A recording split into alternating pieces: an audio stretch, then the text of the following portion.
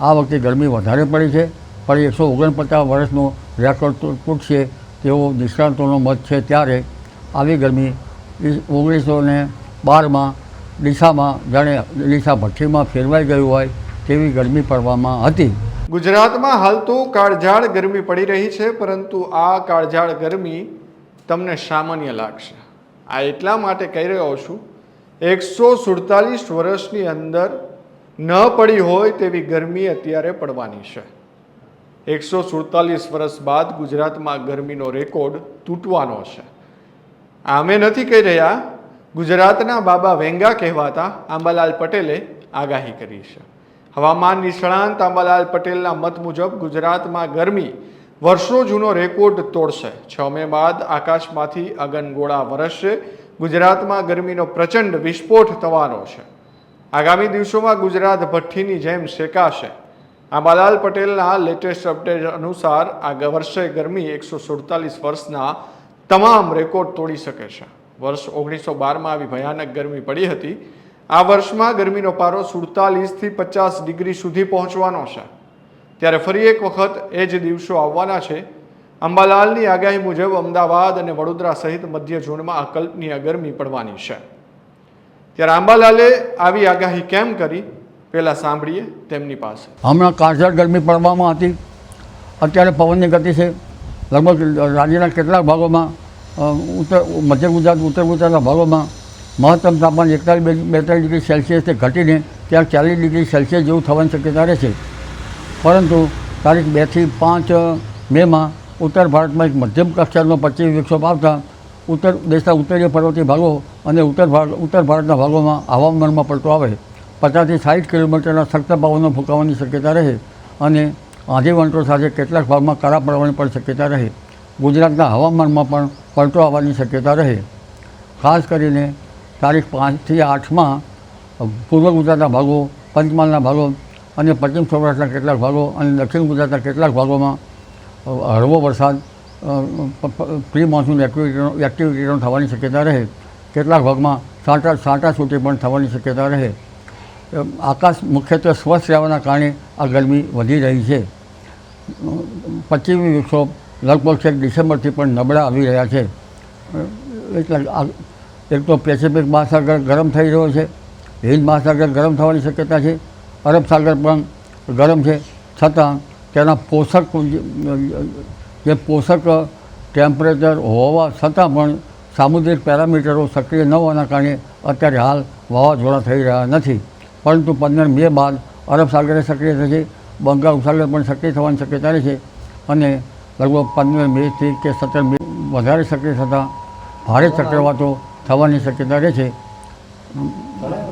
લગભગ 12 થી 20 મેમાં આંદોમાન નિકોબાર ટાપુ પર વરસાદ થવાની શક્યતા રહે છે. 28 મેમાં ભારે વરસાદ આંદોમાન નિકોબાર ટાપુમાં થવાની શક્યતા રહે છે. કદાચ દક્ષિણ છેડે ભારતના 25 મે આસપાસ કે જૂન આસપાસ વરસાદની એન્ટ્રી થઈ શકે.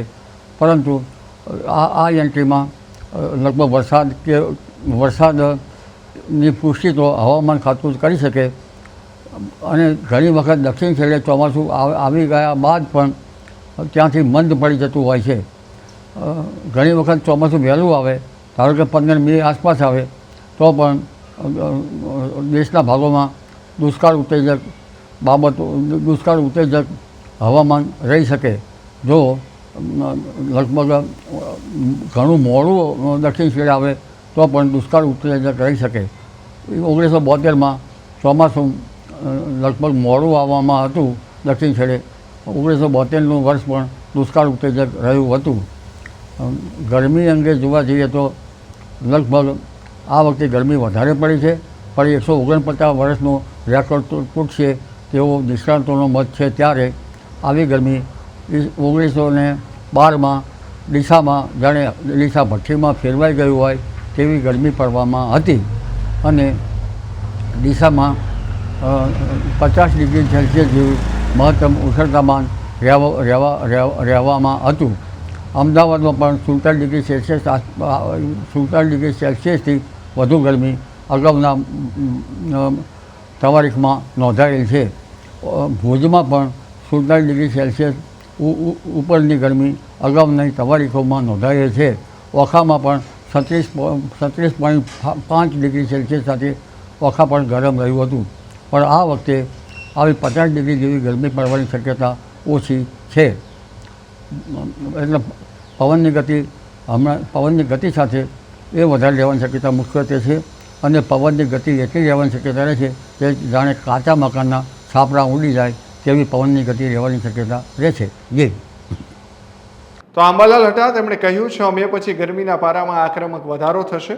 લૂના પવનો ફૂંકાશે. આ દિવસોમાં લૂ લાગવાના કેસમાં વધારો થવાની પ્રબળ શક્યતા છે. ગરમીની વચ્ચે જ 50 કિમીની ઝડપે પવન ફૂંકાશે તો કેટલાક વિસ્તારોમાં કમોસમી વરસાદની આગાહી છે. મે મહિનાની શરૂઆત સાથે દેશભરમાં ભીષણ ગરમીની આગાહી આવી રહી છે. દેશના ઘણા રાજ્યોમાં હીટવેવનું એલર્ટ જાહેર કરાયું છે. દેશનું સૌથી વધુ તાપમાન મહારાષ્ટ્રના ચંદ્રપુરમાં નોંધાયું છે.